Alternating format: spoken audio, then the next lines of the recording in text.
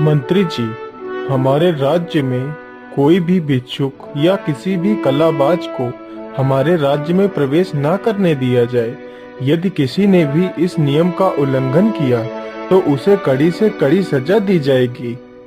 राजा ने उस राज्य में प्रतिबंध लगा रखा था कि कोई भी भिक्षुक अथवा किसी भी प्रकार का कोई भी कलाबाज उनके राज्य में प्रवेश नहीं कर सकता।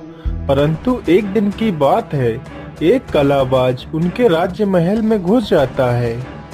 कौन हो तुम और तुम्हारी हिम्मत कैसे हुई बिना मेरी इजाजत के महल में प्रवेश करने की?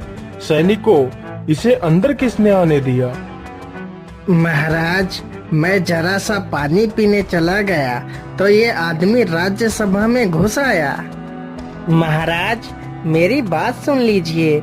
मैं एक कलाबाज हूँ और मैं लोगों को अपना करतब दिखाकर उनका मनोरंजन करता हूँ और मैं आपसे अपनी कला दिखाने की अनुमति चाहता हूँ महाराज। अरे कलाबाज, तू यहाँ तो क्या इस पूरे राज्य में कहीं भी अपनी कलाबाजी नहीं दिखा सकता। निकल जा यहाँ से, नहीं तो तुझे फांसी पर चढ़ा दूंगा।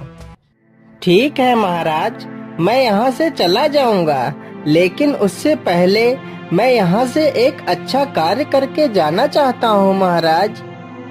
अरे, ऐसा कौन सा अच्छा कार्य है जो तू यहाँ से करके जाना चाहता है?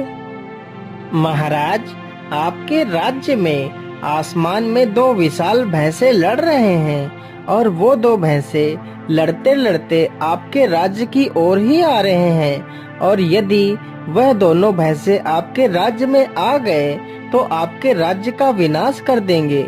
इसलिए महाराज, मैं उन दोनों भैंसों को शांत कराना चाहता हूँ। यह तो बड़ा ही नेक काम है। जाओ और जल्दी से उन दोनों भैंसों को शांत करो। ठीक है महाराज, तो आप अपने बगीचे में चलिए, वहीं से मैं आसमान में जाऊंगा। महाराज, मैं जा तो रहा हूँ, लेकिन मेरी पत्नी को कौन सुरक्षित रखेगा? अरे कलाबाज, तुम अपनी पत्नी की चिंता मत करो, उसकी सुरक्षा की जिम्मेदारी मेरी है। फिर वह कलाबाज एक रस्सी निकालता है और उसे आसमान की तरफ फेंक देता है और उसी को पकड़ पकड़ कर आसमान की ओर चढ़ने लगता है। मुझे लगता है अब वह कलाबाज आसमान में पहुंच गया होगा। कुछ ही देर बाद आसमान से कलाबाज का एक हाथ जमीन पर गिरता है। अरे राजा साहब, वह भैंसे मेरे पति को मार रहे हैं, उन्हें बचा लीजिए महाराज। लेकिन मैं आसमान में आपके पति को कैसे बचा सकता हूँ? कुछ ही देर बाद उसका दूसरा हाथ भी जमीन पर गिरता है। इसी प्रकार बारी बारी से कलाबाज का पूरा शरीर टुकड़ों में जमीन पर गिरता है। महाराज, मेरे पति को उन दो भैंसों ने मार डाला है। अब मैं उनके बिना कैसे रहूंगी? मुझे भी नहीं जीना है महाराज। मैं अपने पति के साथ सती होना चाहती हूँ। राजा के लाख समझाने के बाद भी वह औरत नहीं मानती है और अपने पति के कटे हुए टुकड़ों को लेकर चिता पर बैठ जाती है और उसी में जल जाती है। अरे ये क्या, इधर तो देखो जरा, वह कलाबाज तो नीचे उतर कर आ रहा है।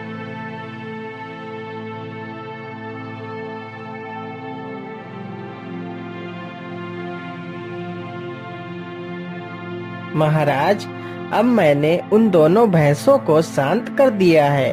अब मैं आपके राज्य से जाना चाहता हूँ, लेकिन महाराज, मेरी पत्नी कहीं नजर नहीं आ रही है। लेकिन तुम्हारी पत्नी तो सती हो गई है। तुम्हारे अंग तो कट कट कर जमीन पर गिरे थे, तो तुम्हारी पत्नी तुम्हारे कटे हुए शरीर को लेकर चिता में बैठ गई और वह सती हो गई। लेकिन महाराज, मैं तो आपके सामने खड़ा हूँ, तो भला मैं मर कैसे सकता हूँ? आप जरूर मुझसे झूठ बोल रहे हैं महाराज। आपने मेरी कलाबाजिन को अपने घर में ही छुपा रखा है और मुझसे झूठ बोल रहे हैं कि मेरी पत्नी सती हो गई।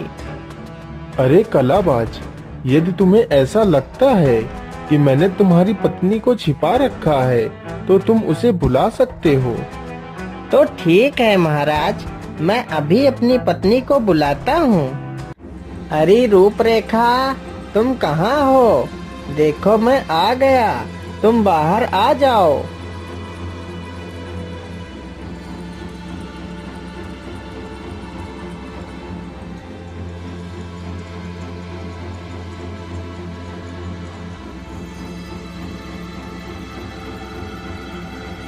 अरे हाँ हाँ, या तो कलाबाजिन ही है। मुझे तो मेरी आंखों पर यकीन ही नहीं हो रहा है। अरे ये क्या, या तो सचमुच कलाबाजिन ही है, लेकिन या तो जीवित है।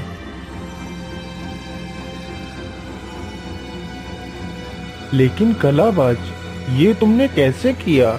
तुम्हारा शरीर तो मेरी आंखों के सामने कट कट के गिरा था और तुम्हारी पत्नी मेरी आंखों के सामने सती हुई, लेकिन तुम दोनों तो जीवित हो। ये तुमने कैसे किया कलाबाज? महाराज, यही तो हमारी कला थी जो हम आपको दिखाना चाहते थे। महाराज, हमने 52 विद्याएं सीखी है, जिन्हीं विद्याओं के दम पर ही मैंने आपको ये सारी कला दिखाई है। अरे कलाबाज, मैं तुम्हारी कला से अत्यधिक प्रसन्न हुआ, इसलिए मेरी तरफ से यह भेंट स्वीकार करें। और कलाबाज, मैं भी यह विद्या सीखना चाहता हूँ। मैं चाहता हूँ कि यह विद्या तुम मुझे सिखाओ। अवश्य महाराज, मैं आपको यह विद्या जरूर सिखाऊंगा, लेकिन यहाँ नहीं। इसके लिए आपको हमारे घर जादूपुरी आना होगा। वहीं पर मैं आपको ये सारी विद्याएं सिखाऊंगा। अच्छी बात है कलाबाज, मैं कल ही तुम्हारे घर आऊंगा और आपसे विद्या सीखूंगा।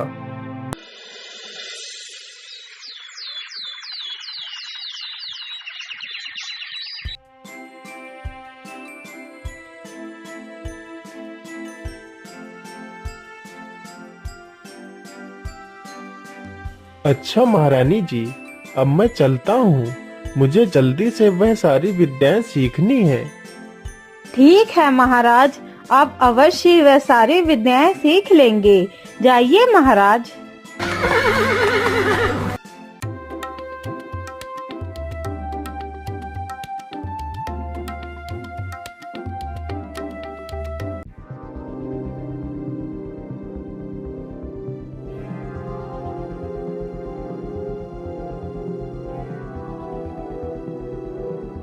आइए महाराज, आपका स्वागत है। लेकिन महाराज, आप ये किसे लेकर आए हैं? आपको तो अकेले आना चाहिए था महाराज। अरे कलाबाज, ये हमारे मंत्री हैं, जो सदैव हमारे साथ ही रहते हैं।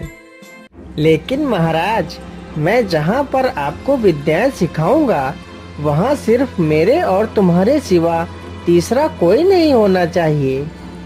ठीक है, तो हमारे मंत्री जी बाहर ही प्रतीक्षा करेंगे।